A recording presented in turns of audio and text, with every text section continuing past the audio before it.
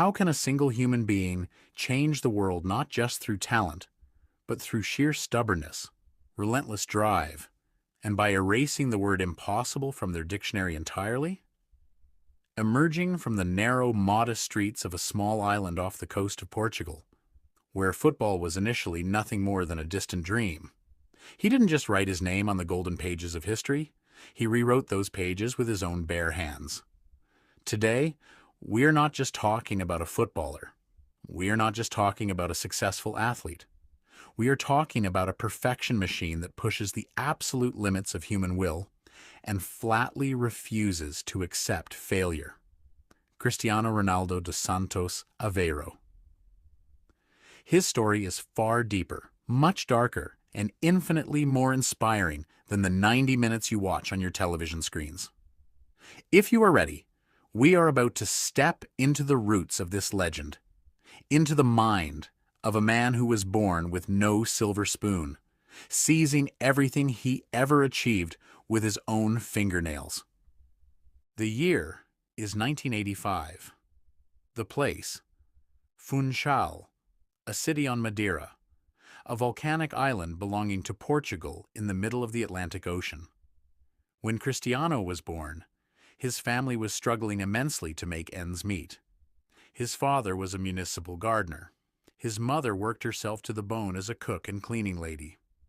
As the youngest of 4 children, Cristiano grew up in a house so small and poor that he had to share a bedroom with all of his siblings. Football was not merely a fun game played in the street. It was the single ultimate ticket to escape that crushing cycle of poverty. In the dusty neighborhood alleys, he would spend hours playing with marbles and balls made of tightly wrapped rags. He possessed such a ferocious, unyielding desire to win that whenever he lost a street match or wasn't past the ball, he would instantly burst into tears. Because of this, the neighborhood kids teasingly gave him the nickname Crybaby. But those tears were the initial sparks of a massive, roaring fury that would one day bring the entire world to its knees. When he was just 12 years old, he faced the hardest decision of his life. Leaving behind his family, his home, the sound of the Atlantic waves, and everything he ever knew, he traveled completely alone to the mainland, to Portugal's capital, Lisbon, to join the Sporting CP Academy. The first days were an absolute nightmare. The other kids mocked him mercilessly for his island accent. He felt utterly alone, defenseless, and so very small. There were countless nights when he would curl up in the darkness of his room, call his mother, cry his eyes out, and beg to come home. But he refused to surrender to weakness. When the other kids on the team went off to rest, he would stay behind under the midnight glow of the indoor gym lights, tying weights to his legs to build muscle, taking hundreds of free kicks from behind the wall. His mind was wired like a ticking clock.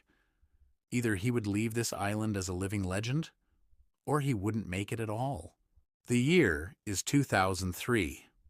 Sporting CP and English giants Manchester United are facing off in the opening match of a brand new stadium in Lisbon. Those 90 minutes would permanently alter the course of football history. An 18-year-old, long-haired, skinny, yet impossibly agile Portuguese kid was tearing the Red Devils' left back to shreds, making a mockery of him on the pitch.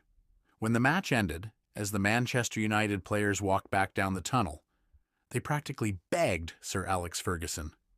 "We have to sign him. He completely destroyed us out there."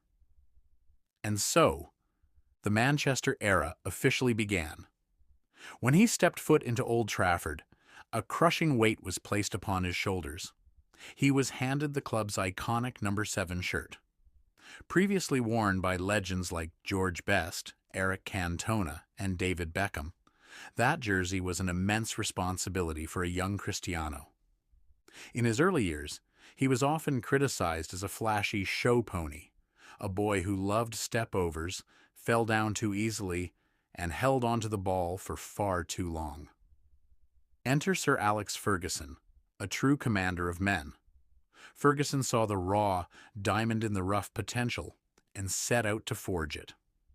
Tough love, proper guidance, and ruthless discipline. When Ferguson's paternal yet iron-fisted approach merged with Ronaldo's obsession for perfection, an unstoppable footballing machine began to emerge.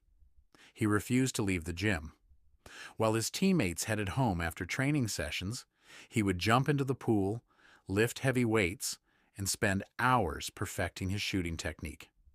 This relentless work ethic bore fruit without delay. By the year 2008, he had won both the Premier League and the Champions League with Manchester United.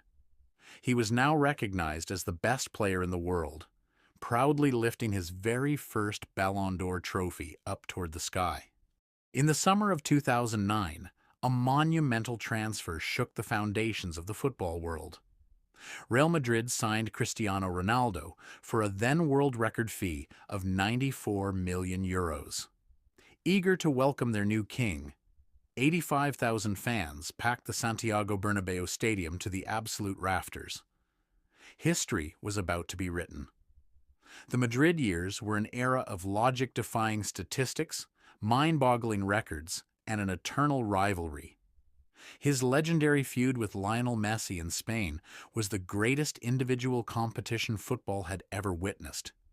Each pushed the other further every single day, driving one another into the realm of the impossible.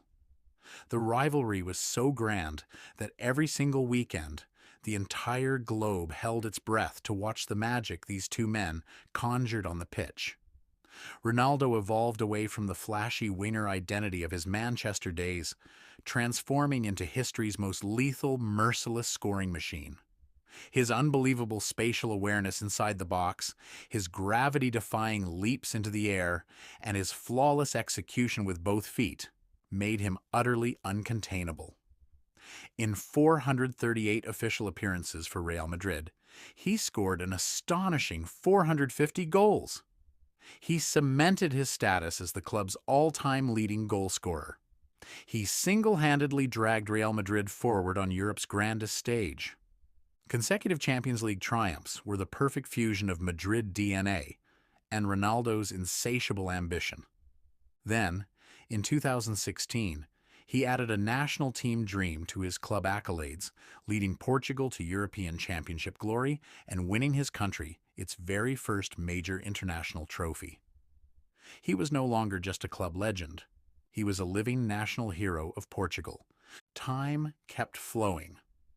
While those years are viewed by many footballers as the twilight of their careers, for Cristiano, they were merely the start of fresh challenges. Winning top goal-scorer awards in Italy's Serie A with Juventus, he left no doubt that he still ruled the roost in Turin. Afterward, he made an emotional homecoming to where his heart truly belonged, Manchester United.